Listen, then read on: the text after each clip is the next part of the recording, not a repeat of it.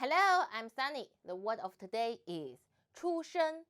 In this video, I will teach you how to pronounce it, how to write it, and how to use it.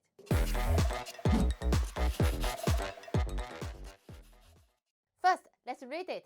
我们一起读出生，出生。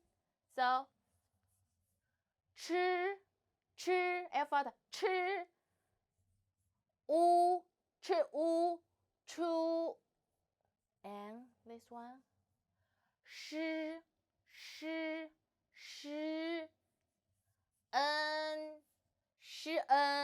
生出生 Very good.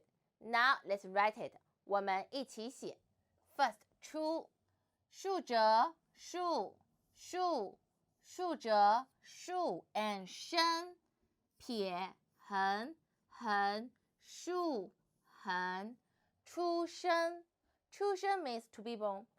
I was born in 2008. 我2008年出生。Okay, let's all about 出生。